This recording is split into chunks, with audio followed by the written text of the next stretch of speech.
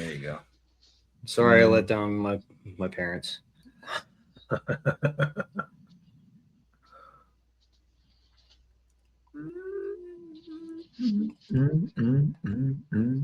There we go. Oh, stream is starting. Very laggy today. So, God, bust out the ladies and gentlemen, tonight we have a guy who's not really a bear. He really doesn't have a PhD either. We don't think so. I don't know. You can We'll find out. It's an interview. Player degree? We'll find out. No, it is Professor Bear from a Bear Soft WSN. Yeah. Man, I am glad to be on your show for two reasons. One, I love you guys. Y'all are entertaining, knowledgeable, and fun. And two, this is the first time I get to drink while I'm doing the interview. Man, that's good stuff. That's good stuff. Before we even get started, Bear, go ahead and plug your shit. Tell everybody where they can find you. Give them all your socials and what you got going on. So, you usually can find me in Facebook. I'm an old man, so that's what I do, old man shit. But I do have TikTok. I have Instagram. I have X. I'm just going to tell y'all, I don't know any of it. But what I tell you to do is Google Professor Bear Society. You'll find all my stuff there. I went 2 months with this long, ridiculous appreciations for podcasters and promotions that, let me tell y'all, I had fun. It was so informative, but I wouldn't recommend anyone to do it like me. Like anyone else who has a half a brain, realize you schedule 1 or 2, maybe a couple of days out the week. My genius ass decided, hey, I'm going to get as many people as I can, and I'm going to do it daily, except for the weekends. So, starting January 2nd, I had officially 100 episodes. Come tomorrow, I will have 193 episodes. I knocked out 90 episodes in 2 months. 2 months. Yeah, you're right. This guy's working hard. Oh yeah. It was. I would tell you, it was fun. I enjoyed everybody who came on the show. Even some of the people that we scheduled couldn't make it for whatever reason. I enjoyed the experience, but again, if I ever do it again, I'm gonna do it in bite-sized thing and not try to do 4, 5, and 6 in one day. It's crazy. I'll just piggyback right off of that. What made you want to even do something like that, where I'm gonna try to interview other podcasters and reach out to other people? The reason being, man, this industry, there's so many of us doing this, and we love wrestling. I mean, we truly love wrestling. And I feel like it's so many of us out there that, man, we all can share in the wealth. And for some people, it's just about money. And I get it. I'm not mad at anyone for that. But then I think, man, a lot of people work hard to talk about wrestling from their perspective and may never hear thank you for what you're doing. And I'm like, man, I can do that. I can go and tell all these people thank you for what you're doing. Because again, a lot of us don't get the credit or get that limelight or the money that we're really shooting for. So I feel like, why can't I give appreciation? I can give back what your fans like, what maybe some new fans are like. So I just felt it was the right thing to do. And I'm a big history buff. So when I got to talk to guys like yourselves, it was like learning what got y'all into wrestling and learning how our kinship can be even tighter. And it's just a fun thing to do. And again, I had some irritating moments that I really at first were gonna just dog them out and everything, and then I thought to myself, man, why waste the energy? And it's gonna happen. That's the type of profession we're in. So, man, screw all that. Just be happy and thank the people that are willing to come on, and you can spread so much love and different things. Matter of fact, just today when I woke up, I got a text message from a company in Africa, which I had them on the show. They want me to come and do a seminar with the wrestlers. And I thought, why me? But then, it's a privilege, and of course I'm going to take advantage of it. But Definitely. again, that just shows how much your reach to different people and stuff plays a part in everyday life. A lot of times I don't feel like doing this, and I know y'all definitely can understand this. It's like, damn, I made it. I told them I was going to do it. Man, I'm not feeling this today. But you know what? It's a chore Chin sometimes. up, grab a drink, and just do it, because you never know how much you mean to someone else. Yeah. Yet you help them just sure. coming on your show. So I'm just about giving love to everybody, man. It's too much hate. If I want to hate on something, Trump ain't leaving office no damn time soon. I hate on that all day. I think the reason why it works for us doing this together is we don't claim to be experts. We don't claim to be historians. We claim to be fans with strong opinions. And you can't say, if I say I'm an expert and I say something wrong, you can trash me all you want. But if I say I'm a fan with a strong opinion, there's nothing you can do. You can't hurt my feelings at all, like ever. So, well, and something funny, I didn't give myself the name Professor. Matter of fact, I didn't give myself the name Burr. So how it started was when we first started doing a podcast at the Wrestling Society Network. We were getting ready for a show, and my daughter came in the room and said something and walked out. Well, my daughter calls me Bear, and one of the owner of the company, he was like, "Hey, man, you care if we call you Bear?" I'm like, I don't know about that. Let me talk to my daughter. I said, she gave me the name, so it's up to her. If she says yes, we can do it. If no, we ain't doing it. So apparently she said yes, because I go by Bird now. That was one of my questions too. That's crazy. Bringing up Bear, I want to ask you, what was it like starring in The Great Outdoors with John Candy, being the big bald bear? You know what? I miss John. John was a great guy, and he put me over. I mean, he didn't have to do it. He didn't have to do it, but he put me over. I love it. I love it. Good guy. John Candy. So quickly, how I got the name Professor is the same guy was like, we were talking about something and I knew it, and he's like, man, you're pretty good with your history. I said, I think I am. He said, I'm gonna start calling you Professor. And that's where it came from. Nice. Nice. So you now are CEO, correct? Co-CEO of WSN.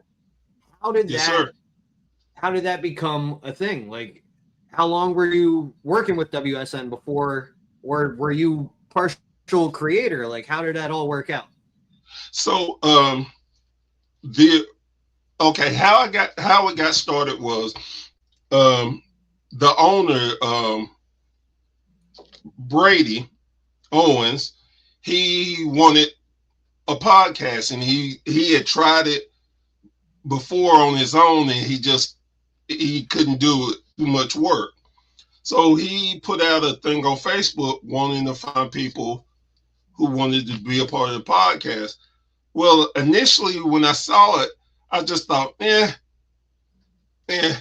So I went in my living room and sat beside, she was my girlfriend at the time. She's my wife now.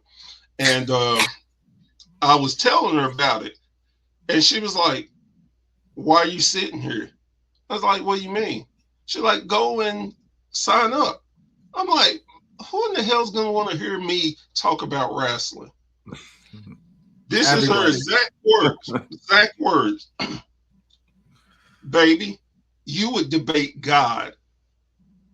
Go in there and get and do it. So I sat there for 5 minutes thinking about it, and I'm like, well, yes, she's right. I would debate God. I would try to do it in the most humblest way possible.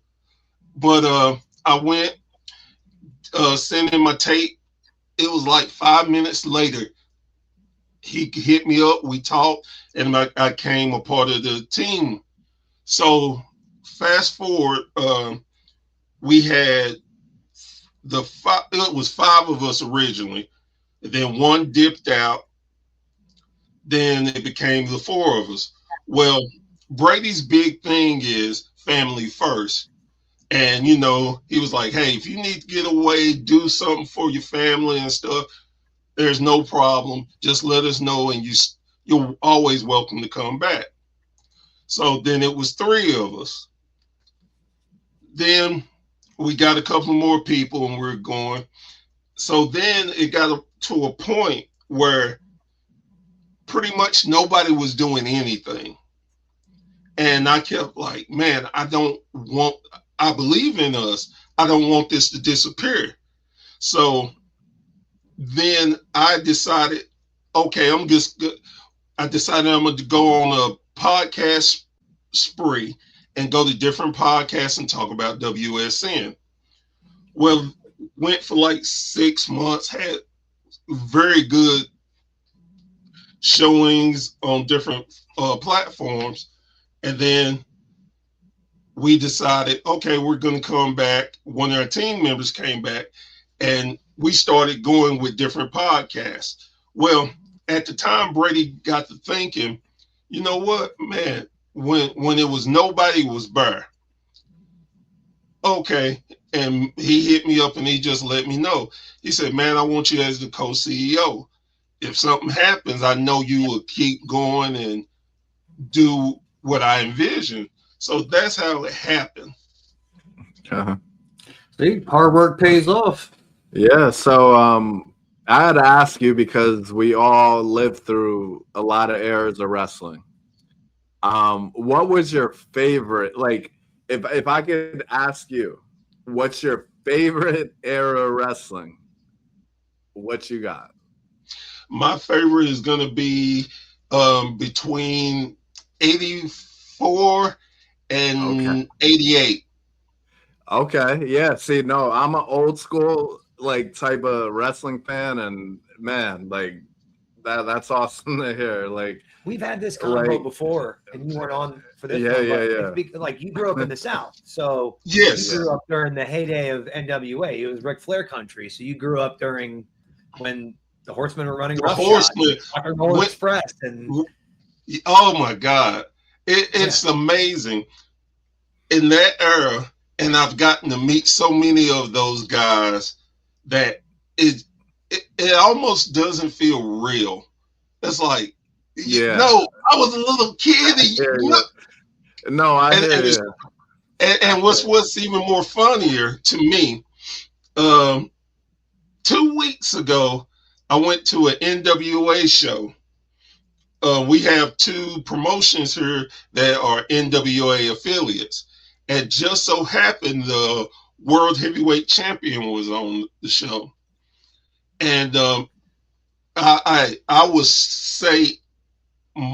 sing Silas Mason's praise. He is such a great individual. He's a great champion. But I got to see him. We were talking, and I was like, hey, can I hold the 10 pounds of gold? He put it in my hands.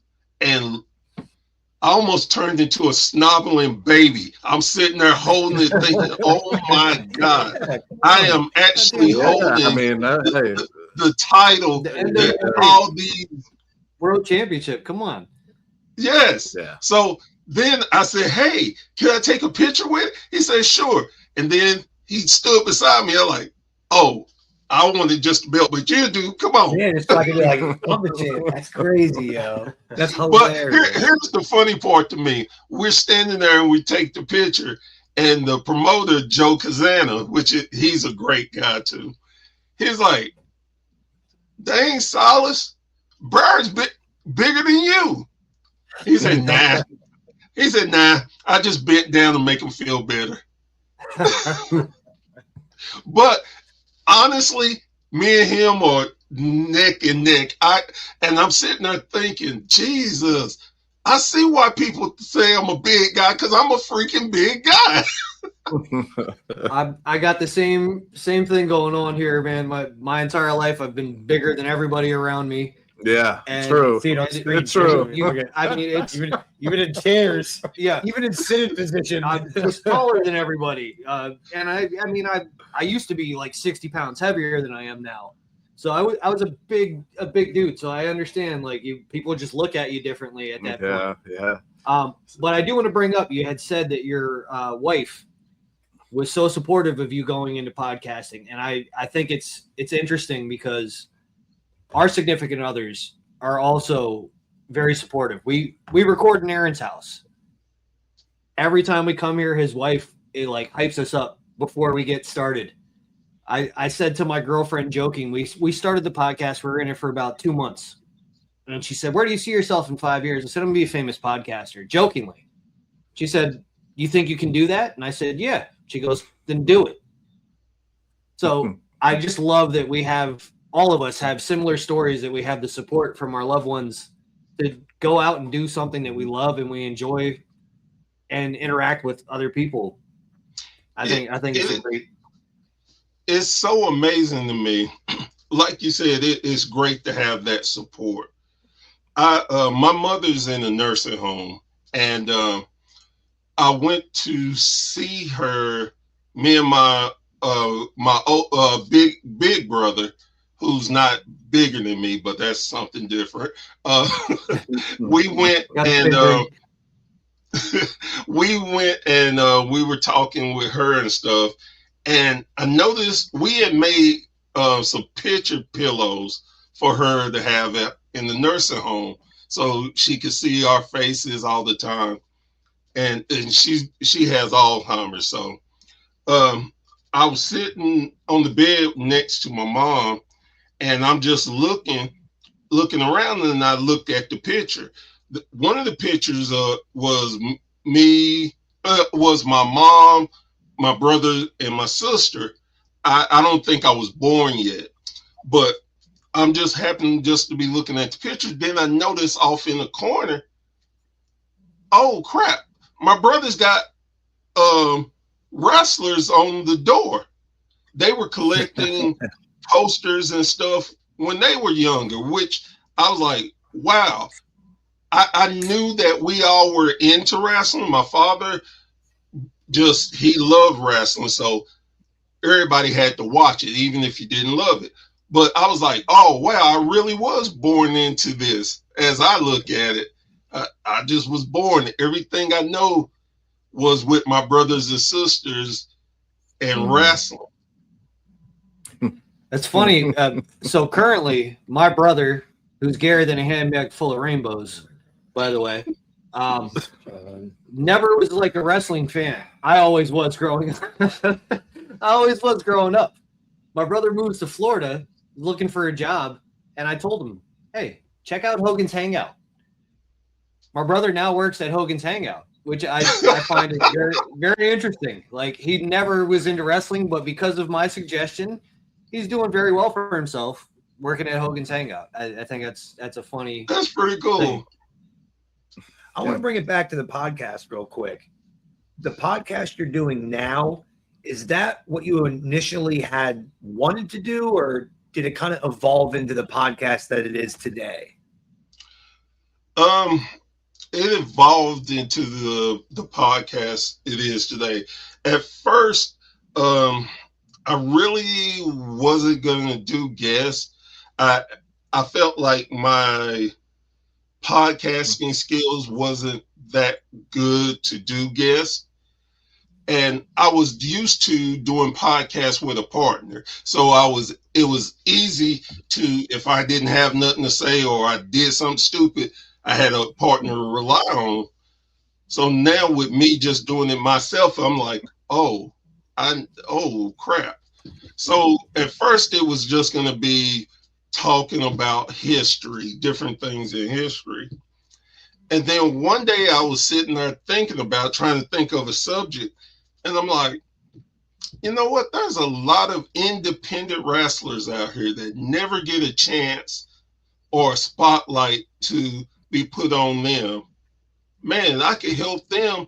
They do mine. Maybe they can do bigger and better, but they're prepared to do better podcasts if they do mine, and it helps get their name out there. So I was like, okay, I'm gonna switch it. I'm gonna pivot to that, and I think for the first 6 months, it was just like hit or miss. I didn't have a specific time or anything, and then we hit another down point in WSN's, not down point, but a pause, I would say, where we really wasn't out there as much. And I kept thinking, if we don't keep our name out here, somebody like wrestling, if you get hurt, somebody's there to take your spot. Yeah. And I'm not trying, I put too much time and effort into WSN that I want anyone to be able to take our spot without a fight. So I was like, okay, let me ramp up the guests. Let me ramp up. And before I knew it, I was just getting people, and not just anybody's.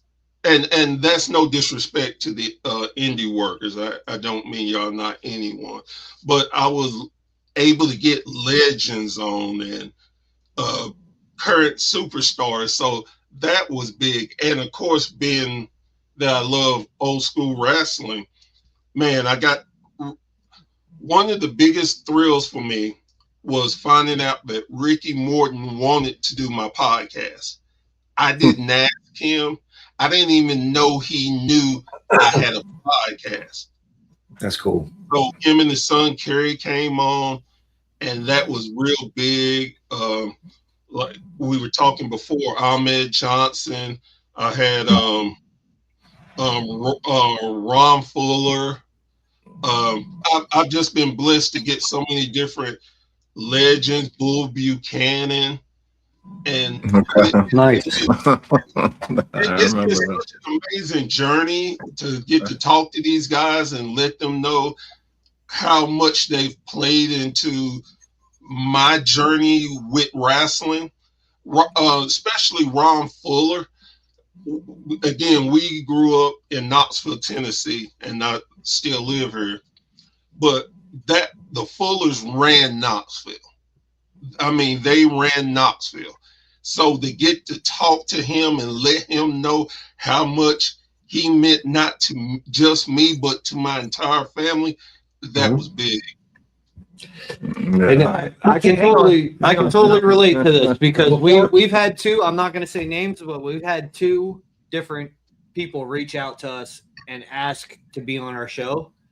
So it's kind of like validating as well, where it's like what I'm doing means something to people, and all this work that we're putting in it feels great to get that.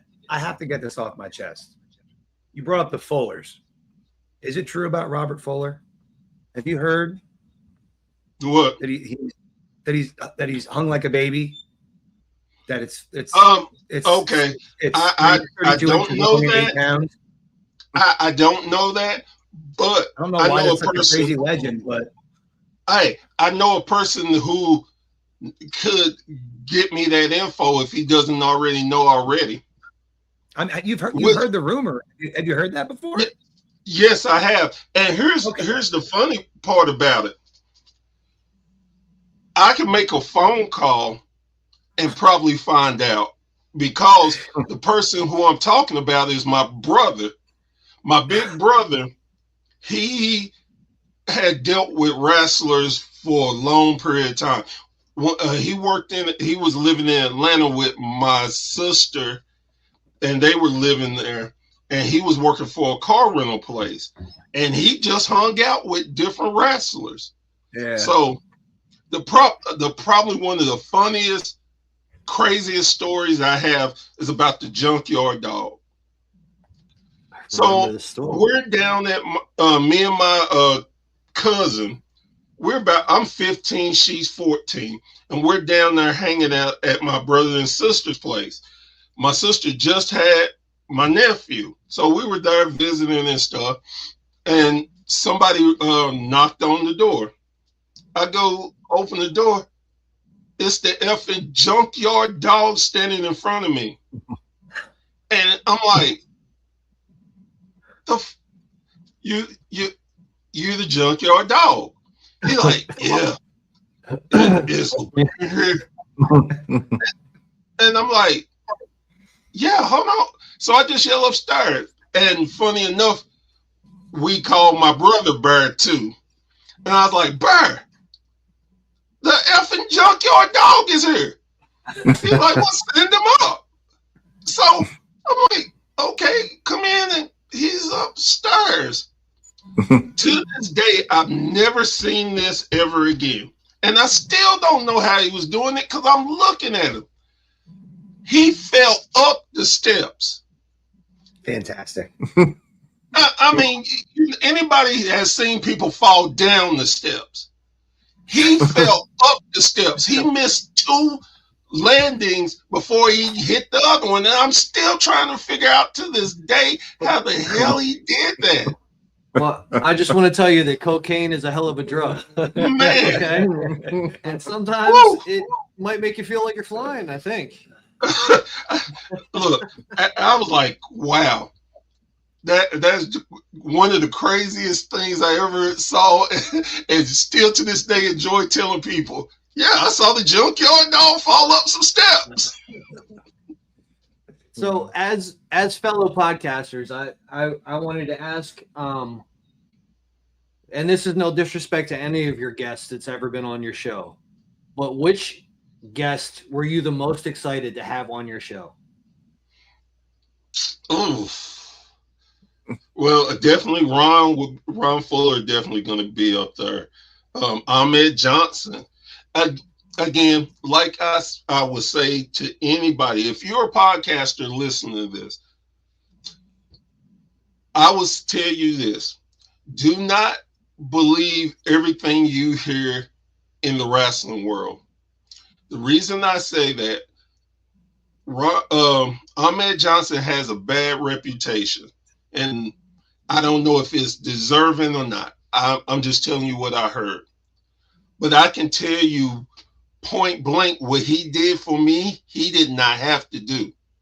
And anybody, and I mean anybody, who asks my opinion about him, he is one great individual. And I don't know what experience you have, but that helped me learn.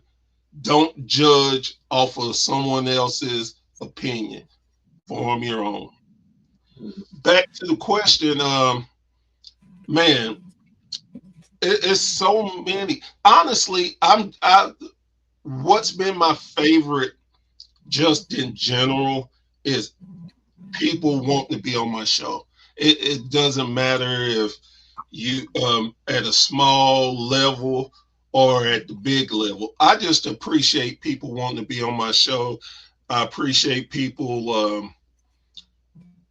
looking at me and being thankful of my knowledge and have fun. I can knock on wood saying that I've not had anyone who said they did not have fun on my podcast.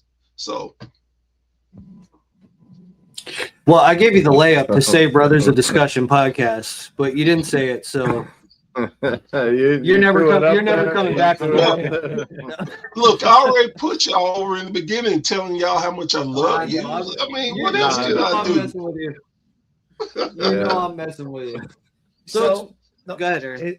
Is there, if someone were to come to you and ask you a specific interview or a show that you've done, is there one that you're like the most proud of? Or if someone says like they want to check you out, hey, watch this one. This is the one you should check out. Again, that's kind of hard because I've had so many of them be so exciting that for different reasons I like them. I think if I had one, I would probably it will be hard to get to one because, like I said, I've had so many great guests and different conversations about different things. But one that I definitely found amusing was another podcast group I had on during the Appreciation Month. And the reason why I was pretty proud of that one. It was an all-female podcast, and I really think women in the business get the short end of the stick on a lot of things. And they were so hilarious and knowledgeable that was my longest podcast to date. We went 2 hours and 15 minutes, where we probably just hit an hour. But we were having such a good time. And like I said, they were so knowledgeable, and we kept jumping to different subjects.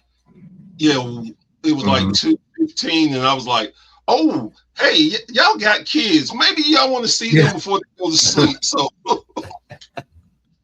isn't that cool that you've interviewed that many people, and that interview is what you go to? A group of, isn't that cool? Like, out of all the ones you've done, it's about what the feeling that you get. Isn't that interesting? It is definitely, like you said, the feeling. It made me proud for a lot of different reasons, but my number one reason was I felt like I mattered to so many different people, and I know people are watching me. We talked about different things happening with us being in podcasting. When I talked to a gentleman from the UK, we were talking and getting it set up, and he said, yeah, I listen to you all the time. I'm like, look, you don't have to bullshit me. You already said you're on the show. And he said, no, for real. We listen to you. You're really good. And I'm like, why in the hell would you listen to me in the UK? And that blew my mind. That was like, wow, I got people in the UK listening. Then when I started the promotion podcast, and I was getting from other countries, and that blew my mind. I'm like, wow, I have a chance to be international. I don't know any of my numbers.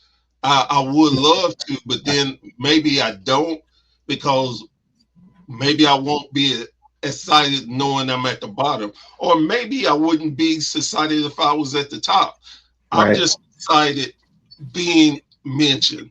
That's cool. Yes, absolutely. Ball game, and then having people say, "Oh, such and such mentioned you. You do a great podcast," and it's so humbling. I saw Ricky Morton at a show, and we were talking, and he kept, hey, give him your number. You want to do his podcast. If you want to get some recognition and get out there, this is the man you need to talk to. I didn't ask Ricky for that. I wouldn't have asked him. But for him to do that, to me, it's like, okay, you believe it. So, man, that means I'm doing something positive if I have veterans speaking positive about me, if I'm having other people talk about me. Well, to piggyback on that, WSN, like, to be honest with you, did not toot your guys' horns, but everybody that I've interacted with that's part of WSN has been phenomenal. Yeah. You know, Card Subject to Change, who's been there new with CZ and Nick. Joe, who how we were introduced through Joe. Right. You know, Mike D. We love Mike D. We had him on recently.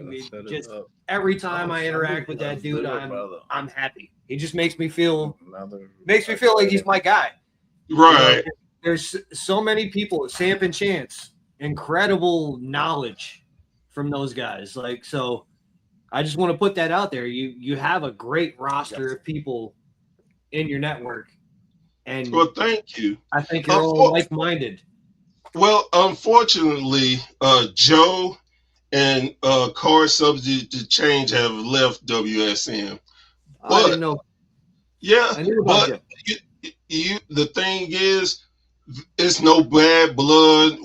Matter of fact, me and Joe are going to a fan fest in May at Southern Illinois Championship Wrestling. They have a fan fest. This is their fourth year. Yeah, me and Joe are going. Is that Murfreesboro? No, it's right outside of St. Louis. It's actually in Illinois. Yeah. Huh. So Cahokia. That might be where it is. It's a small town right outside. Could be. Yeah, I'm familiar with that area. I used to be a carny. I traveled. Yeah. So we try to be very pleasant and, but again, I know this is gonna sound cliche, but man, we all here to have fun. This is stuff we can all do together. And again, some things may not be your cup of tea, and that's cool. But to have fun, to enjoy it, and for all of us, I can truly say our big mission is to promote wrestling. We don't care if you are a promotion that has 6 wrestlers and only draw 2 fans. You're still wrestling. You're trying. Man, promote that. Like on our Facebook page, we encourage people to come on and promote your own thing. We want more people to enjoy that and have fun. Yep. So, wow, this is a great question for me. So many eras of wrestling, right? We did a Mount Rushmore episode. Okay. So I'm going to give you 4 wrestlers of all time. Of all time. Okay. 11, off the top. What you got?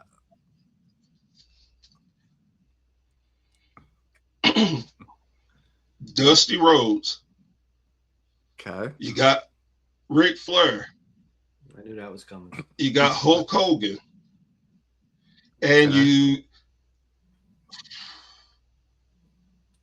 number 4 would probably be Sting. Okay, that's that's what's up. Now these are most of my favorites. Anybody who knows me knows I cannot stand Hulk Hogan. Never was a fan of Hogan ever. But I'm also a realist, and I realized wrestling wouldn't be nowhere near where it is today if it wasn't for Hulk Hogan. Yeah, and I can honestly say, like, when I remember me as a kid, right, it was Hulk Hogan.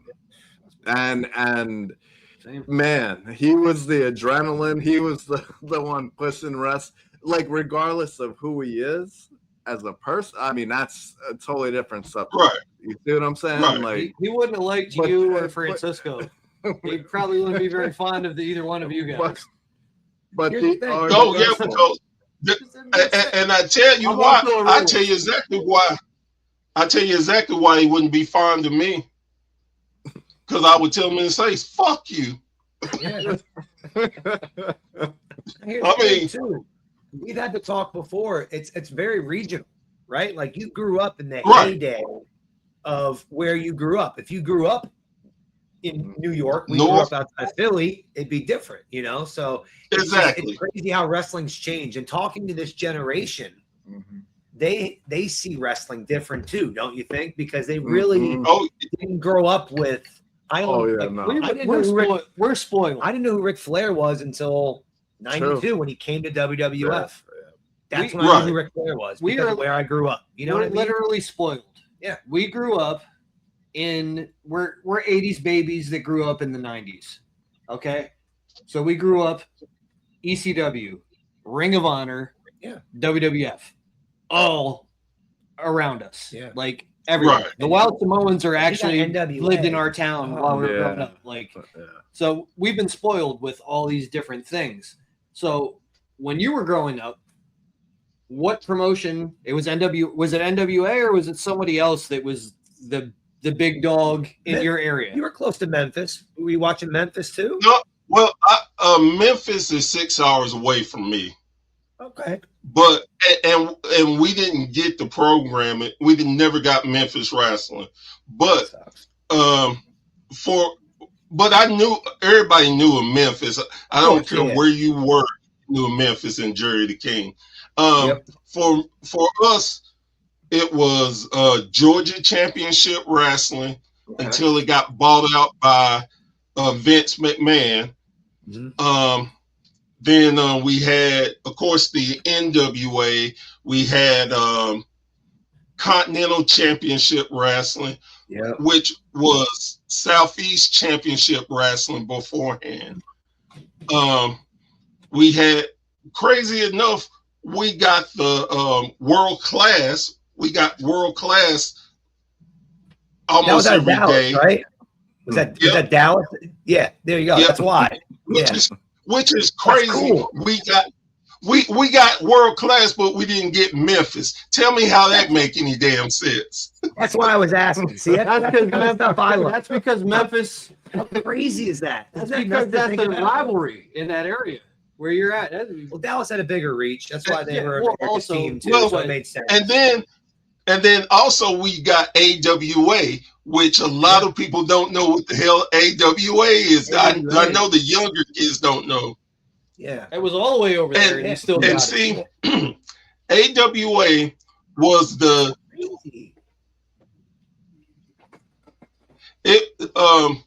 they were the number 3 company behind WWF and NWA, and they could rotate any of the 3, being the top and lower and all that.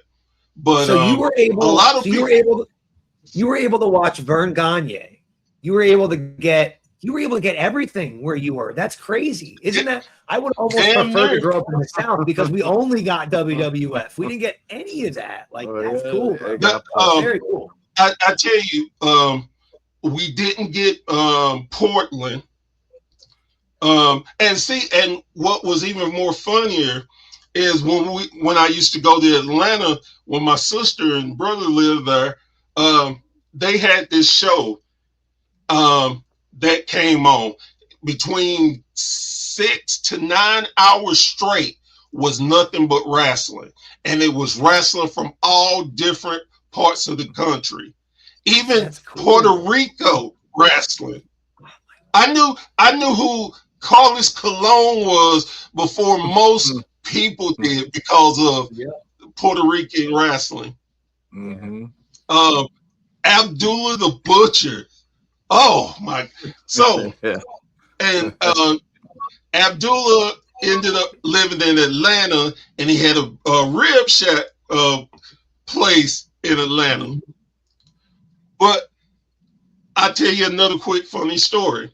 My sister used to work at this place called Cub Foods, and just so happened she was going I think she was going into work, and she saw Abdullah the Butcher going in. Now, my sister knew who Abdullah the Butcher was. And she's like, oh my God, you're Abdullah the Butcher. He's like, no, I'm not. She's like, yes, you are. He's like, no, you got me mistaken. I'm not Abdullah the Butcher. She said, okay, now explain to me why your shirt got the butcher on it. I cook. So it turned out it was Abdullah the Butcher, and he was just playing with her. So did he give your sister hepatitis C or no? Or stab her in the head with a fork? No, she knew not. She knew not any. If she saw a fork run, she knew. Yeah, there you go. Smart woman. I did a post right in the beginning of our podcast where I posted the top 5 scumbags in professional wrestling history. Abdullah Butcher was one of them. Just so you know, it's a fair choice. Well, I will say 2 things about that. One, something that I had to learn. I'm 52 years old, and it's something I had to learn recently again. There's always 3 sides to a story. Yep. Now, second thing, Abdullah, again, for me personally, Abdullah was a great guy.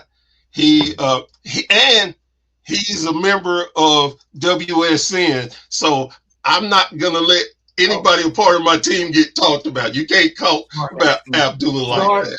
Sorry. So, seriously enough, my brother was going to be a wrestler. He was getting trained by Abdullah the Butcher. He was in it 2 weeks. He was just hitting the ropes. Abdullah got in the ring with him and gave him a chop. My brother said right then and there he realized it wasn't for him, thanked him, and got out the ring and left. That's crazy. He said he's never in his life been hit that hard. He's had open fists that didn't hit as hard as Abdullah's chop did. Damn. I believe it, though. I really do. I'm going to keep going down this rabbit hole with you and where you grew up and what you were able to watch. Do you feel like pro wrestling really started in the South and like Vince kind of made it what it is today?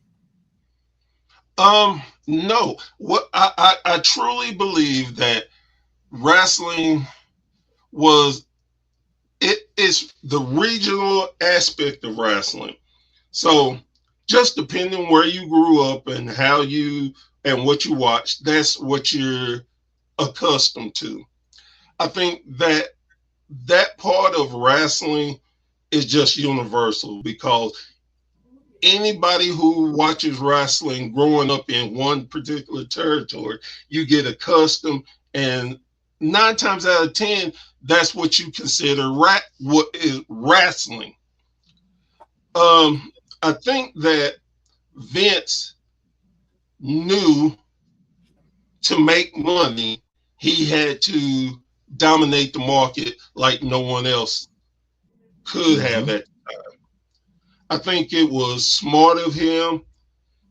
Now, did it hurt the realism of wrestling? Yes, but it put it in such an atmosphere that no one expected, where you can be a wrestler and legitimately make money, enough money where you don't have to do side jobs. You don't have to have 2 or 3 other jobs. You can put your kids through college. You can provide a comfortable living for your family. So it's a natural growth. But what I love about wrestling is how in life everything comes full circle. Everything comes back. And if you notice, look at the independent scene now. It's hotter than ever. You have so many different promotions in so many different regions that are standing out, that are getting that buzz because of social media and YouTube. Back when I was a kid, you couldn't watch a lot of different wrestling unless you were blessed to have cable. That's how I was able to watch so many different programs. I had cable. So now you don't even need cable. You can go to YouTube and pull up damn near anything. And you have so many different places that have different wrestling.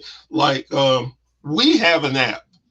It hadn't been up in a while, but hopefully it'll be up here in the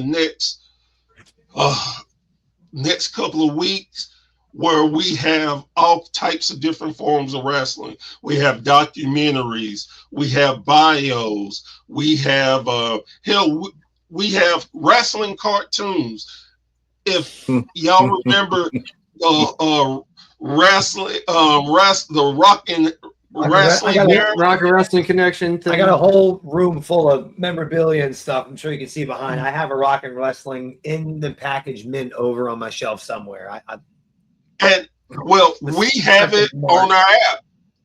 We have all of them on our app. We have so many different things, and we have different indie shows on our apps. So we want to give wrestling fans one place to go if you want to watch wrestling and have different things for wrestling. Hell, we have wrestling movies, and I'm talking about movies with The Rock, Stone Cold, all these different things. We have zombies versus wrestlers. Say what? Do you have zombies versus wrestlers? I think that's what it's called. You ever see that one? It has Kurt Angle and yes, I know of it. We don't. And Matt Hardy, and it's wild. But we don't have it, but I will be looking into it. Yeah. We have so much different. It's such a B movie. It's so bad that it's good. Shane Douglas plays killer clowns from outer space. Shane Douglas plays a character, but in character, it's fascinating to me. He plays a character. He's a franchise. Shane Douglas, dude, the franchise for killing zombies. You got to check it out, man. Definitely. Crazy. On our app, I actually have the match where Shane Douglas wins the NWA World Title and throws it down.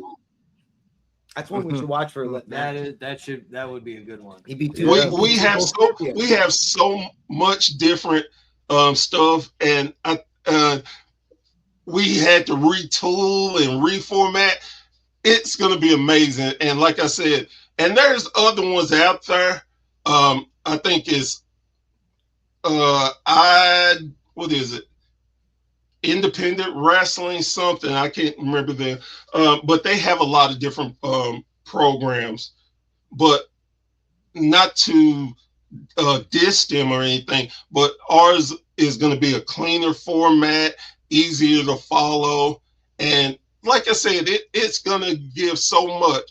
And like I said, we have a 2K promotion that we run on it. That actually is how we got our name bigger, because it was so good that it was around the world. We were getting like 14,000 views on it, and they were every week shows, big pay-per-views. It is coming back. So we have so much different things, collectibles, people that do collect figures. We have a wrestling figure promotion that they will do the wrestlers. Now their hands, they look like they're walking. It is the craziest thing. My son does stop motion videos. Yes, he's a 13-year-old guy with all his action figures. He does stop motion videos, and cool. The amount of dedication and time that it takes to make one of those videos is absolutely incredible. We're gonna reel Yes. it back in now that all the oil and jizz dried up on Aaron. We're gonna go ahead. We're gonna reel it back into some more of today's stuff. Fran's got a good question for you. Yep. And I'll be right back, and we're gonna ask you some other. Yep. So what we do on this beautiful show of Brothers of Discussion, we want to know your dream match: a deceased wrestler versus a current wrestler. Like, let's see. Like, I gotta. Like, we gotta see this shit.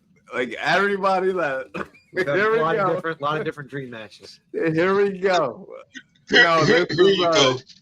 Yep, we're going back in history. We're going back. If a dream match I would love to see, and y'all gonna laugh y'all ass off, but I would love to see Dusty Rhodes versus Samoa Joe. Oh. Whoa. Wow. Yo, that's awesome. And in my head, I can see Dusty give. I can see Dusty hitting Samoa Joe with the elbows, wind it up, and he goes to hit it, and Joe just walks away because Dusty wasn't going on the top rope. And Dusty would get funky like a monkey in the wheel. See, again, Let me tell you, baby. You may be a Joe, but you ain't that Samoan I know. Let me tell you, baby. I cut you Samoans down like a piece of thing, baby. Everybody loves the American dream, baby. I love that you picked Dusty because every single person we have asked, we've only ever gotten two other responses for deceased wrestlers. It's either been Eddie Guerrero or Owen Hart, which nothing wrong with that. No, and I would tell you another one I would love to see. Okay. And the person is controversial. There's no way around it. He is, but I would love to see Chris Benoit and Kenny Omega. Yeah, that'd be a hell of a match. Yeah, two of Canada's best. Yeah. Yes. That would be a hell of a match. It's a good Sure.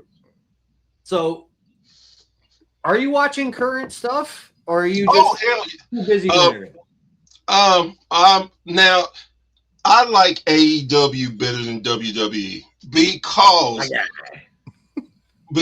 AEW has more of the WCW/NWA that I liked as a kid. And one of the big gripes I hear people talk about all the time is, oh, they don't have storylines. Oh, they just do spot rap. They don't do spots. They don't think they this and that. Thank you. Hold on. I want to interrupt you. No. Because I said those exact words on your show in December. Yes, you did. Okay. Yep. Now I'm going to retract it because AEW's storylines have become way better. The way I think my big issue with AEW really was there was a lot of violence without story build for that violence. Okay. Wrestling was great, but now the story builds had become so much better. And AEW, I've come around. Remember, I told you I came around on Hangman. Yeah, I'm coming around on AEW as a whole. I think it's in the last 6 months. I'm sorry, it's been a better promotion. I want to hear it. Well, let me tell you this, and this is something that I try to get a lot of people to understand. The reason for AEW feeling like it had no storyline is because most of the key wrestlers in storyline was getting hurt. So they couldn't complete the story and they had to venture off to the left or the right. Mm-hmm. At least, and I preference before I say this, that at least when someone gets back, they try to just finish it off, whether it be a match or whatever. They will end the story. Versus when WWE does it, They just drop it, won't bring it up, act like we're stupid. Like, wait, hold it. He just hit him with the damn barbed wire last week, and now he's here with no explanation. Great way to explain it, by the way. Thank you. Great way to explain it, because I mean, Vince died. He blew up in a limo years ago, and then came back the next week. Last time I checked, I mean, I'm not sure. I'm sorry, but I'm pretty sure he is alive today. Just so you know, guys. Well, I would say this. Look, I say this, and I'm not a big apologetic for Vince and his stuff, but I will say I gave him a pass because of everything happened with Chris Benoit and his family. That was more than understandable at that moment. Sure. No, 100%.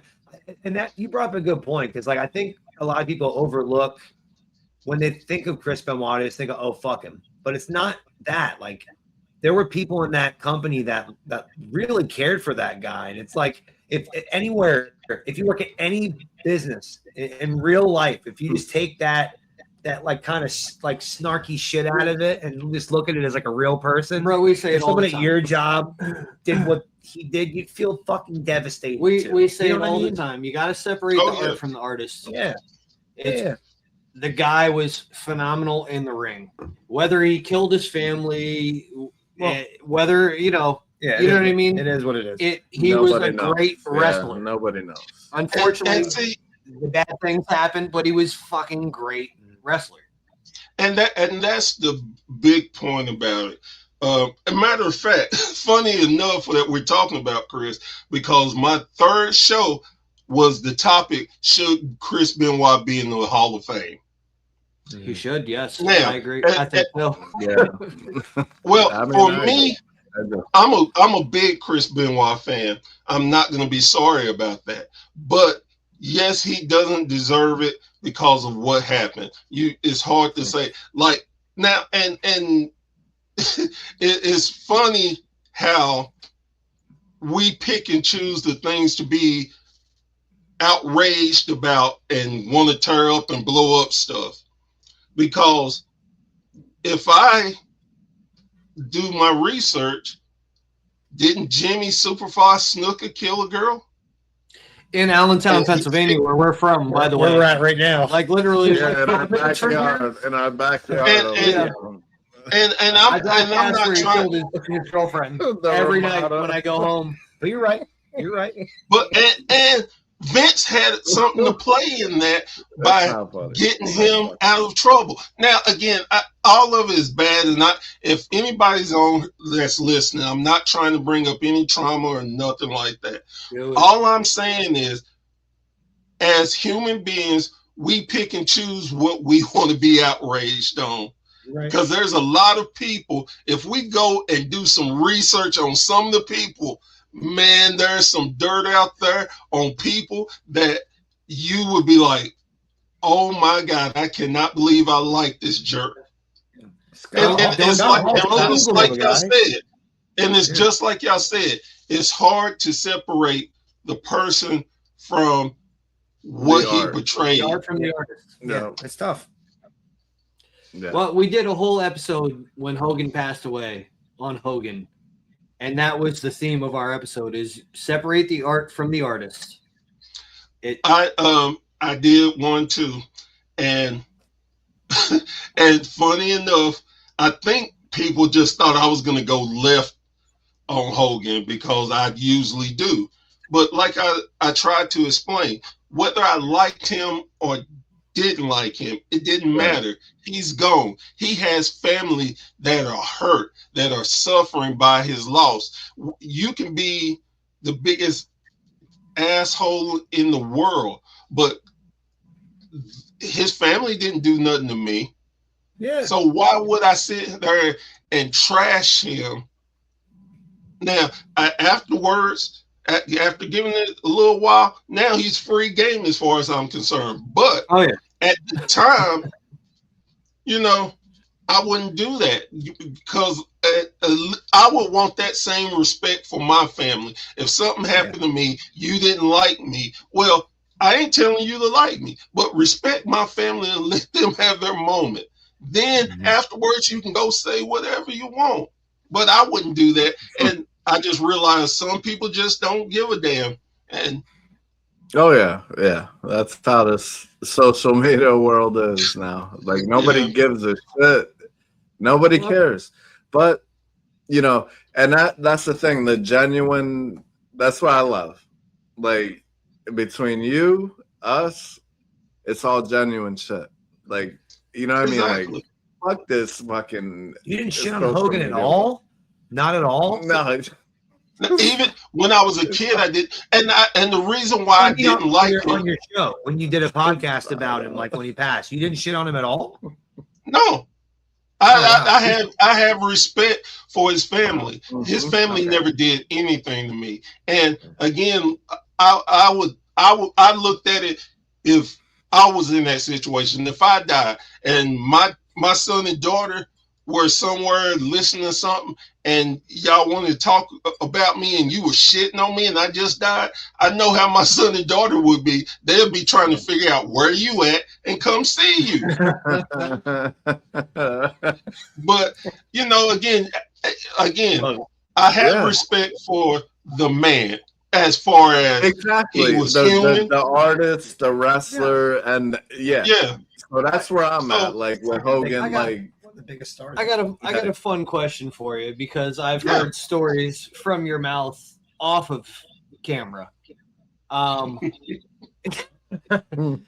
Let's and you don't have to say names, but can you tell us about a bad experience you've had with a professional wrestler? Yeah. So I was at an NWA fan fest, and matter of fact, I had two bad experiences. The first one, me and my buddy were on the elevator. Or got on the elevator, and I was like, "Oh man, it's such and such," and he looked at both of us and like, "Oh, great, more wrestling fans." I was like, "You old prick, you." Now I didn't say it to him, but I was thinking that. And for years, I hated him for just saying that. Then this one, I have to say his name because good.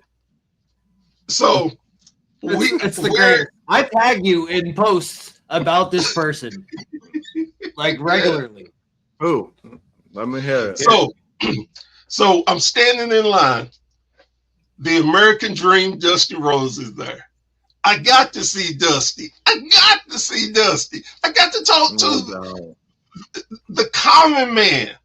So I'm standing there just fired up, decided, oh man, I'm two people away from him.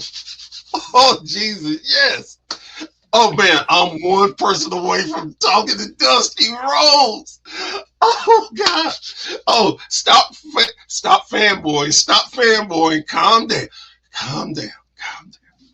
I get to Dusty, reach my hand to shake it. He turns his back on me. The fuck? This isn't the one. I was like, you. So apparently, I got a real bad look on my face. This is all I can assume because his manager was standing beside him. He bumped Dusty like, hey, you need to turn around. Now, again, I'm a big guy. And then I was in my 30s. So I could lift. I could do some stuff. I could do some damage. But he turned around, shook my hand. I was just through. I didn't want to talk to him. I didn't want to do nothing. I was so hurt and disgusted by this. So about a year went by. I'm still like, screw Dusty. I'm not a Dusty fan at all. One day, he's on WWF, and I look, and then in my head, I just hear, baby, you know the American Dream had to deal with something, baby. You know he would never do you like that on person. And I just start talking to myself. You right, Dusty. You right. I'm sorry. It was my fault. So I became. I personally thought it was going to be a story about somebody who may or may not have been a superhero, but Oh, I can tell you about that one too. So, well, this is at a different show, and this was the first time I met Ricky Morton. Met him, shook his hand and stuff. He's like, "Hey, you're a big guy, man. You need to come to my wrestling school." I'm like, "Brother, I would love to, but I just can't do it. I got some issues." He's like, "Well, if you change your mind, here's where my school's at." So cool. I'm walking away, and I see this guy. And I was like, "Oh man, wow, you hang out with the Hardys. You're pretty popular. You know, hell, I've heard a rock named after you." So I was like, "Wow, you're pretty cool." And he looked at me. He looked me up and down. He said, "You know what? You keep talking, I'm gonna kick your ass." You know who he's talking about? I'm like, what? Why? I didn't say anything. He's like, you think you tough. I see it in you. Keep on. I'm going to whoop your ass. And I'm thinking to myself, okay. I legitimately didn't say anything that could offend him. So I'm still in my head like, is he for real? And I think let me take it back. Maybe he got offended when I said, "Wow, you're a bigger guy than I thought." It wasn't nothing disrespectful. It's just, you know how you see people on TV. I didn't realize he was as big as he was. Now, mind you, he still wasn't bigger than me. Now, even still, I'm like, man, I don't want no problems. I just came to meet people. He's like, "Come on, let's go." And I'm like, dude, thinking to myself, I'm going to have to punch you in the face for real. And then he just smiling and laughing at me. The person was Gregory Helms. No, it's Shane. It's Shane Helms. The Hurricane. And here's the funny part about it. He wasn't the only wrestler that threatened to beat me up.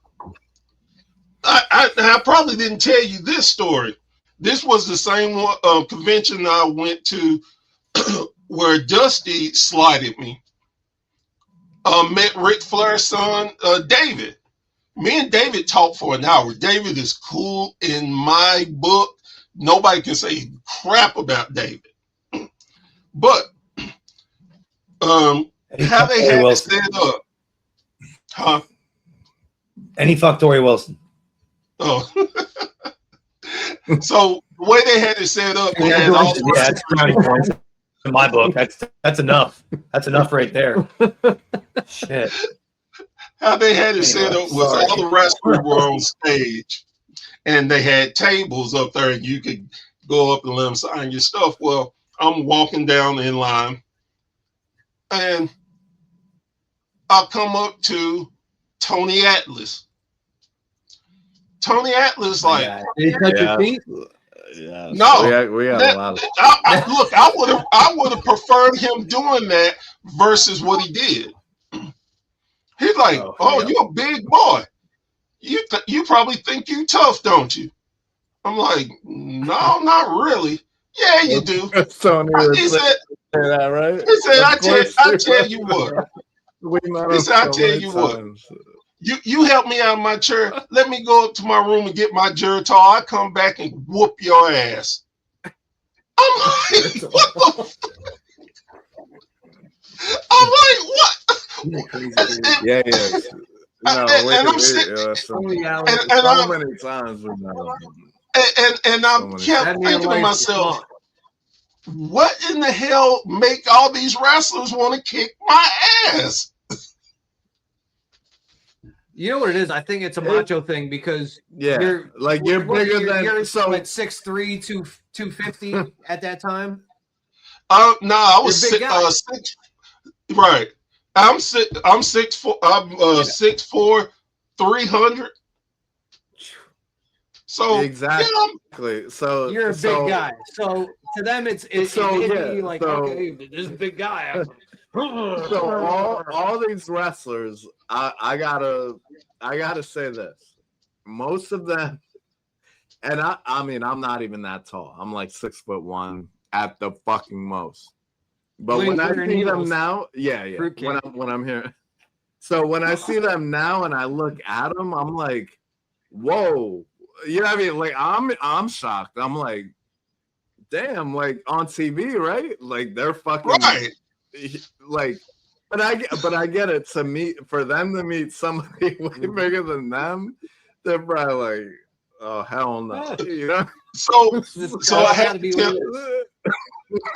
have to tell this story because this gentleman just passed, and it's one of my favorite stories in the world. So at the end of the line was Jim Cornette and the Midnight Express, Dennis and Bobby Eaton. Jim was first, Dennis was second, Bobby was last. I had just seen Cornette the night before in Knoxville at a wrestling show. So I walked up to him, spoke, and we laughed for a second. Then I went to Dennis, spoke to him. He was real cool. Then I went to Bobby. Bobby, I think I said to him, man, I really appreciated y'all being heels. I really hated y'all. And he's like, oh, I appreciate it. So I turn around to go walk off. I take about 2-3 steps. I spun back around. I'm like, holy shit, you talk.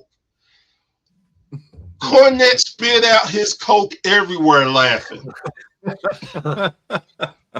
Bobby gave me a death stare. When I tell you that, man, I've never seen Bobby like that before, ever. He looked like he could kill me in an instant. Then he started laughing. Okay, cool. We all good, no problem. The next day, I'm looking for ATM. Me and my buddy looking for ATM. And all of a sudden, I heard out the background, oh, hell yeah, I've been looking for you. I turn around, it's Bobby. And he got that death stare on his face again. And I'm like, oh, shit, I thought we were cool. Oh, man, it was just a joke. What the fuck? He, like I said, if anytime you ever seen Bobby, you never seen him with a mean face. Even if he's the heel, he doesn't have a mean face. He has a mean face. In my head, I'm sitting there thinking, is it too much to try to run away from him? Do I look that much like a bitch if I run? And if my friend doesn't run, I guess he's going to get his ass kicked because I'm running. He comes up close, and I'm thinking, oh, man, if he swings on me, I may get 2 shots to respond because he's a pro wrestler. He knows how to fight. All the bullshit aside, he can fight. I'm thinking, oh, my God, I'm about to get my ass kicked by Bobby Eaton. He came up, and I'm thinking I'm thinking, oh, my buddy, if he sees me get my ass kicked, he better try to break it up and go get some help. Bobby grabbed me and gave me the biggest hug and started laughing. I was like, man, don't you ever do that. You almost had me shit on myself. Don't do it. Yeah, Bobby, and I remember him. That's cool. So you met him and Dennis Condrey. Dennis Condrey just passed away a couple days ago, right? That's why you said there before you the story. Great. So before we get into our little watch along segment, I have 2 questions and 1 statement. All right. Okay. All right. First question is actually from our previous guest on the show, which was the current Ring of Honor Women's Television Champion, only 2-time champion, and the longest longest reigning Red Velvet. Her question for you, Professor Barrick, is what is the best advice regarding podcasting that you've ever received? The best advice I ever received was be yourself. Do not try to do what other people do. Just do what you do best. That's awesome. We're gonna let her know what your answer was. And Red Velvet, if you're listening to this, I would love to have you on my show. And I was a fan of yours. Look, everybody say, "Oh, I was a fan. I'm a fan." Look, I can tell you, I remember when you had the match with Jade Cargill before she got the TNT title and the back and forth. The second match y'all put on was a banger. And I knew because both of y'all worked your ass off. I know your skills. I appreciate She talked about that a little bit. She talked about that in her interview a little bit. We'll talk after. We'll talk after this. She's proud of that. Secondly, the statement I want to say is fuck Sandman. Okay. Now the other question I have is, since we're doing our trying to connect all of our interviews together, our next interview, it could be a professional wrestler or it could be a wrestling personality, depending on a response that I get here within the week. So, someone in the biz, man. Somebody in the biz who's been in the biz. What is a question that you would like to give us to ask our next guest? What have you done to make the business better? I like it. Good question. Now, the reason why I asked that is because, again, being an old school guy, I've always heard this, and ever since I've been blessed to get into the wrestling business, I always have this in the back of my mind: leave the business better than I found it.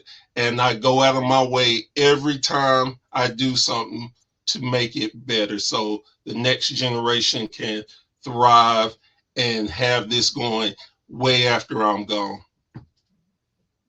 Word. Beautiful. Yeah. Well put, sir. That was a good fucking What a fun statement. conversation. Guys, we have an interesting lit match. John, I'm going to let you set it up. We'll kind of get that all squared up. We'll watch a match together, and we'll. So the last time Aaron and I were guests on Bear's Thoughts. Wonderful. Great conversation. Professor Bear's Check it out. Podcast. He asked me what was my earliest memory of wrestling. And I brought up the Wrestling Classic. I didn't know that it was the Wrestling Classic then. I just said it was Piper and Hogan in the for the world title, and there was a tournament. And Professor Bear knew right away what I was talking about. So we thought it would be fun if we got together and we watched the main event of that. The finals of the tournament is Macho Man Randy Savage versus the Junkyard Dog. So this took place in 1985. By the year I was born. 1985. and before we start, this was something that I argued with someone a long time ago. I said this was the original King of the Ring. They were like, no, it's not. It wasn't called that. I'm like, it didn't have to be. This was where the concept of King of the Ring came from. 100%. 100%. So, everybody watching at home, hopefully you have Netflix because that's where everything's at now. I know WWE's been a fucking circus since they got rid of the network. It's on Peacock one time. It's on Netflix. You know, who knows where it'll be in a couple of years, but here it's on Netflix. So the Wrestling Classic, it's episode 1 because there's only one episode. 2 hours, 9 minutes, 25 seconds. If you have commercials, we'll give you some time to kind of get through them. You're going to watch an episode along with ourselves. My man, Professor Bear here. I've never seen this before. I'm such a Macho Man fan.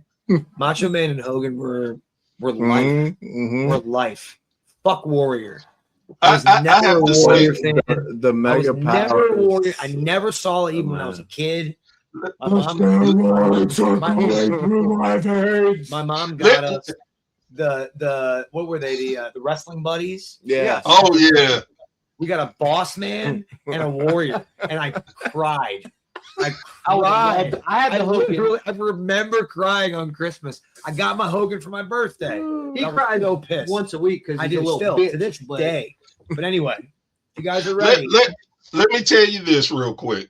All right, If cool. you want to see a great Macho Man match, go look up the Macho Man versus Jerry the King Lawler.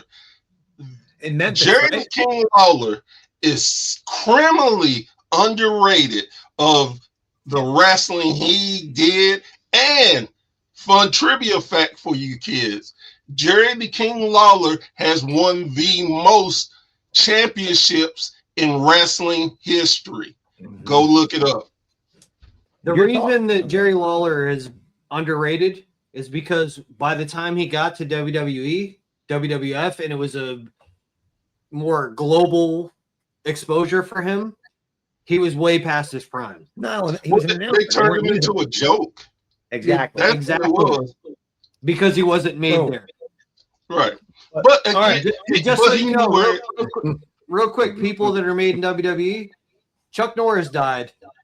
Obafemi is now the person to do those jokes about. So I want to tell you, just so you know, lifeguards blow their whistles to warn sharks that Obafemi has entered the water. love it. We ready to watch this match, people? Are we good? We're done talking about Oba. Obafemi, My God, I should have said his name. monsters look All right. under their bed to make sure that Obafemi's not there at night. All right, people. Here we go. You should be queued up by now. You ready, dude? Let's do it. All right, here we go. Let's Countdown. 3, 2, 1. Go. Play. Let's go.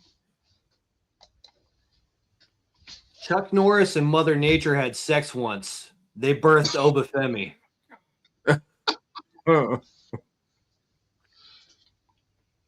You brought up I was Macho Man and you brought up Macho Man and Lawler. You're talking about in Memphis when Yes. Lawler. I think Lawler was the champ, and Savage like injured him or something. He was out for a couple of weeks, and they went into this Yep. like really good feud, right? Bro, look at Yep. I just got into that. I'm really getting into the history Yeah. of Memphis wrestling. That's And some that's really not slept on shit, WWF. dude. It I'm is. with you. It is. It's WWF 1985. Oh, this, Yes. yeah, this is a What- start. What's amazing about this to me is I seen that man face to face. So cool, bro. And he may or may not have been buying illegal substances when he was at your house. Look, here's the thing.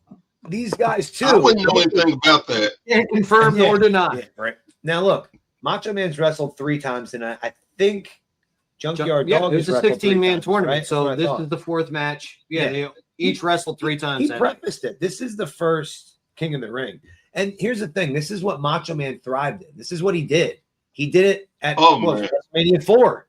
He wrestled fucking 3 times at WrestleMania 4. And then men invaded Yeah, that shit at the Junkyard end. Dog So- really looks like Lamont But from hold up. Sanford and Son if he would have ate more steak. But hold up, who's the referee, man? Like, who the like? Who's that? Is that Earl Hebner? Is it? Yo, it's fucking Earl Is it? Hebner. That's Earl Hebner because he's got No, hair on his that's- head. No, that's the twin Are brother. you fucking kidding me? That's the twin. That's the twin. It is. No, right? no, seriously. No, Yeah. seriously. He David. has a twin I think brother. his twin brother was David. I want to say. Yes, that's David. And you remember because they pulled the 2 referees thing. Yeah, with Oh, $1 million Hogan. man. Yeah. Yep. Hogan and Andre. Yo, I love needs to have That's hair amazing. yellow. Who needs to have 12 million people watching wrestling at the same time? How crazy is that to think about? Like, At one time, I think it's the highest rated Yeah. wrestling event ever. I think we have You're to look right. it up, At but I'm one pretty time, sure at one that time. match was the highest rated While ever. while Of all Macho time. Man Randy That's Savage crazy. is hanging out on the apron with the chair, he threw that I'm at looking it up Junkyard. while Now we he's do this. headbutting it. I just want to give a quick shout out to the Bethlehem Police Department for catching the fucking asshole that's walking around slamming fucking windshields with a hammer. They got his ass. Great job, Bethlehem Police Department. Anyway, Junkyard Dog just caught a steel chair, headbutted it fucking several times, and it's just like, yeah, come on in here, Mach. That's a big motherfucker. Yo, Junkyard Dog is a big I boy. tell you what I love about this is how Macho used the psychology. Wrestlers do not do psychology. No, hell no. That's thrown out the window. Macho Man. Now, the only person I would say yes keeps doing it is MJF. And Dom. Dom Mysterio does it as well. Yes, Dom does too. That's it, really. MJF and Dominic Mysterio. Well, and my dude Gunther. Like, oh no, I feel like he does. He does. He doesn't get the credit. He does it in a different way. He's the old school wrestler. Yeah, he's like old school coward heel shit. But Gunther fucking does that a little bit now. But yes, he does. Yes, he does. Yep. There's a few people right now like that are newer. This is great. It's just nostalgia. It's Randy. Fucking love Randy's like this is before the Slim Jims. This when Macho still had hair. Yes, he's got a really bad hairline right here. Yeah, he got that LeBron hairline going on. So how tall was Junkyard Dog when you met him? He had to be about 6'1", because he wasn't that much taller than me, and I had hit a growth spurt around that time. Okay, but man, when I say he looked like a damn brick house, he was huge. Yeah, massive, right? Like when it's like, what the fuck? Oh yeah, I would have had no problem breaking and running away from him. He's doing the U-hug right now. Hey, when you worked for the circus, did it hurt when they hammered your feet to the bike pedals? Well, see, I never got to do that. I was the one they had wrestling all the time. How was your match against Jackie Moon? You know, I'm still looking for Jackie because he never paid me. I'm not going to forget that. And it's funny that you brought that up because I just looked at it 2 days ago.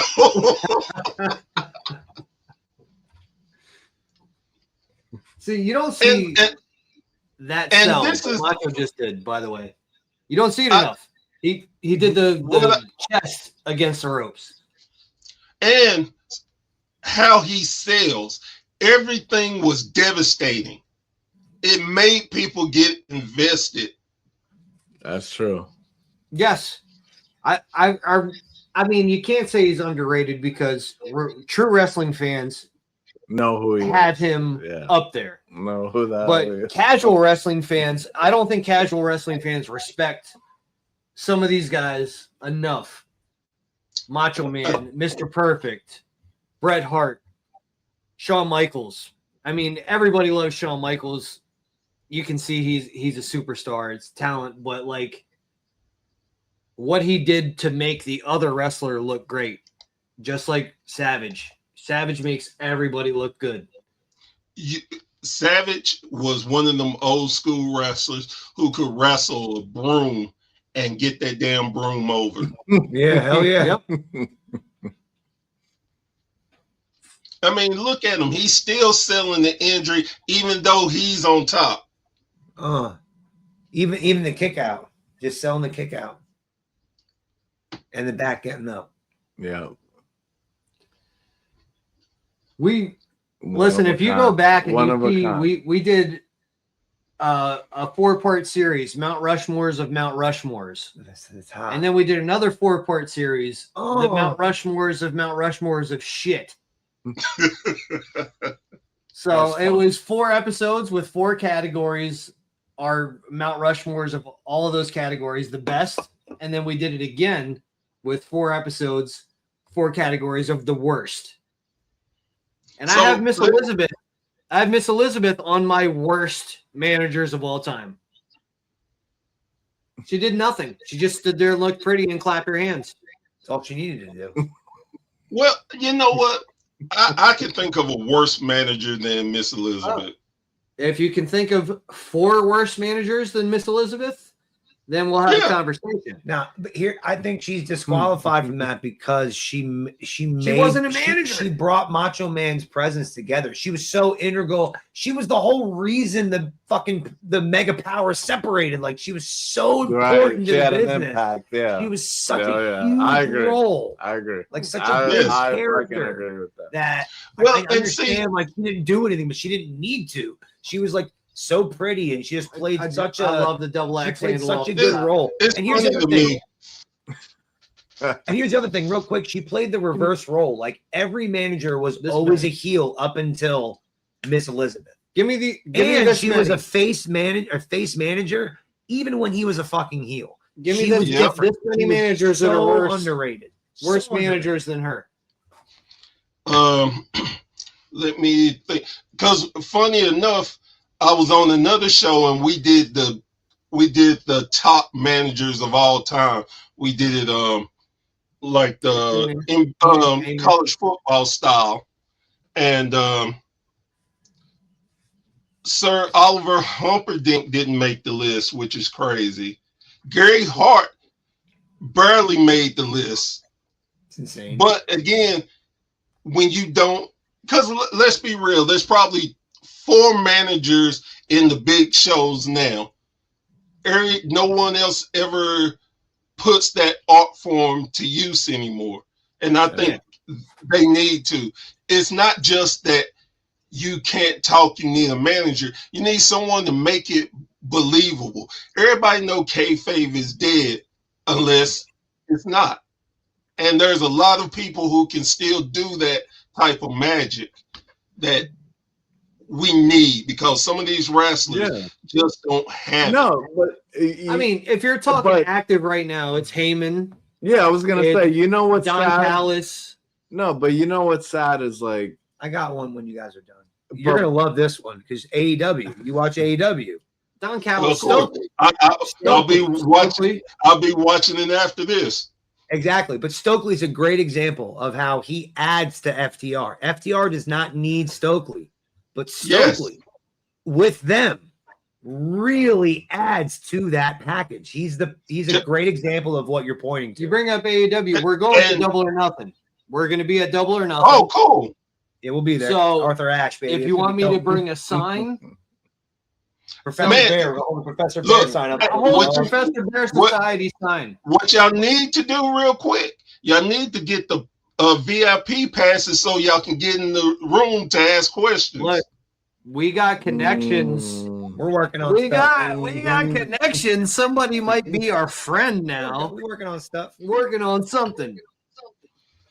The same thing. Macho Man just had his arms in the ropes.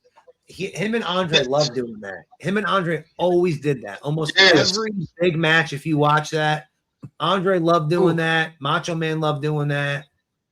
It was such a good sell. It just looked cool. He knew that. Macho Man was good at knowing how to make himself look good and the other person look good. I think that's why I love watching his shit more and more as I get older. Another thing about JYD is I feel like watching him, and this is going to be a weird thing to say, but I've also had many beers. He reminds me of Freeway. The rapper? The rapper Freeway. So, like, he still hustles till the sun comes up. So he just won, by the way, by count out, right? By count out. Yeah. Yep. That is crazy. He wins a tournament by count out. But again, back then they were going nuts because JYD won. And here's the thing. Macho Man, again, he sold for him. Oh, yeah. He lost by getting dumped over the top rope hard. Yeah. There's no mats there. There's no mats on the concrete.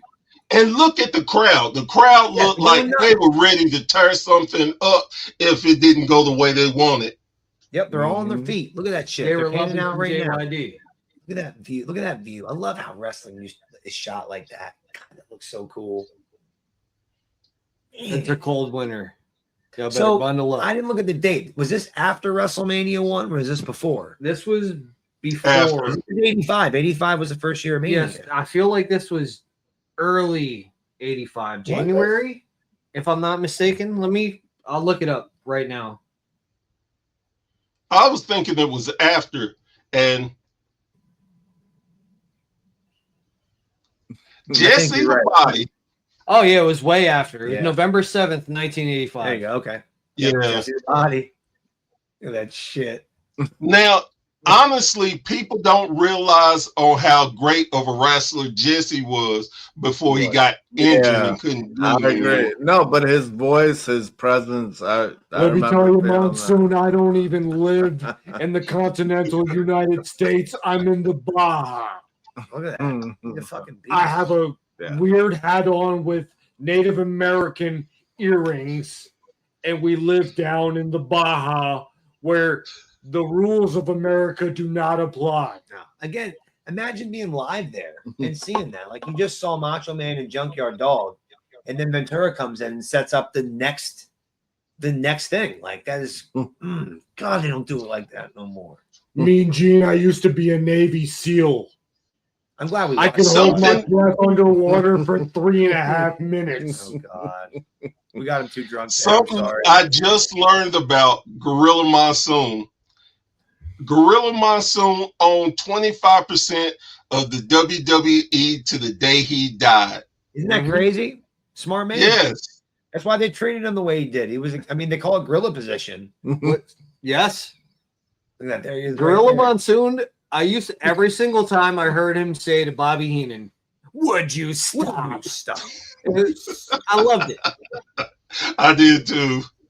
Young love it. Vince. I- Look at that when- shit with the fucking bracket in the background. That looks so great. What Lord Alfred drew me Hayes. crazy is when I found out Vince McMahon actually legitimately owned the WWF. Yeah. I could not believe that shit. I'm like, not this nerd. Come on.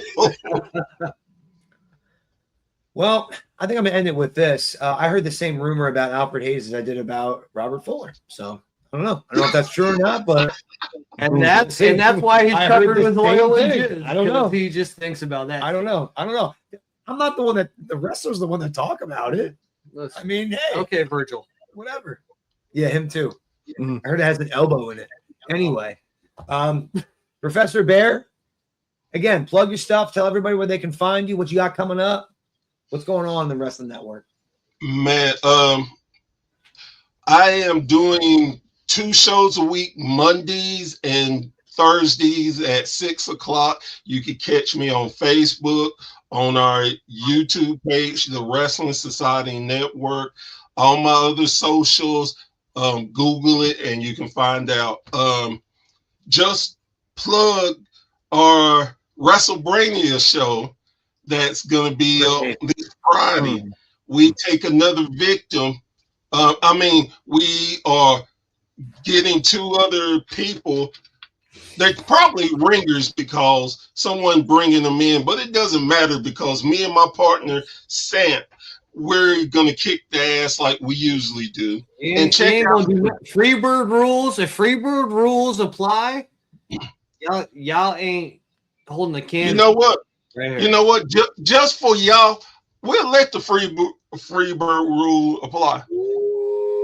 And I'm gonna come over, Hey. and this will be you'll be a fucking teddy bear He's gonna when do all I'm that. done with you. He's gonna do Well, all the talking. all I'm gonna say is if the Freebird rule apply to y'all, then it applies to us. That's fair. That's fair. So Okay, bring Chance on. He knows boxing better than He wrestling. can bring anybody yeah, on. so see, you already got the jokes, but like I would tell you, I love. Hey, by the way, that's my guy Chance. Love you, brother. No, but- they're great. Yeah, I got my guy. And look, as much as I love Joe Monroe, we ran him out of WSN because he just couldn't take losing to me. So I mean, damn. Let's go. You know what it is? It's that Joe, he was tired of having shitty haircuts. Oh, poor Joe. That's what it was. Boy. Hey, That's all that's it my was. boy. He's like, you know what? I got shitty haircuts. Let me take a break and try to figure out my hairline. Look, hey, at least I didn't rock the 80s curls like I did back in the Right. day. So, hey. I had a rat tail, and Hey. I grew up with like Hey. a vanilla ice. So another discussion for another I time. grew my hair for All right. 4 years and used Look. to get cornrows. Where I was stealing your culture. it's another discussion, for another time. Yes, it is. But ladies and gentlemen, wonderful talk, wonderful match. Yeah. I'm really glad we got to watch it. Nah, thank you I for love coming wrestling on. history, Bear- especially talking it with you, man. I really Thank you. appreciate you coming on. I love hearing about Southern wrestling and all the. I'm so jealous of the shit you got to watch growing up. I could Right. talk about that shit with you all day. And again, we're looking forward to being on your show again and having you back on again. And Definitely. All I right. appreciate y'all. Man, y'all are giving wrestling a great name. Y'all doing so much for the business. I love y'all for that. I appreciate y'all for having me on. You're definitely going to be back on my show soon. And yeah, we're going to have some fun with it. all right, We always do. until next time, John, hit him with it. Thanks again for coming on, brother. We will talk to you soon. Aaron, you got something to say? Oh, sack him. Balls.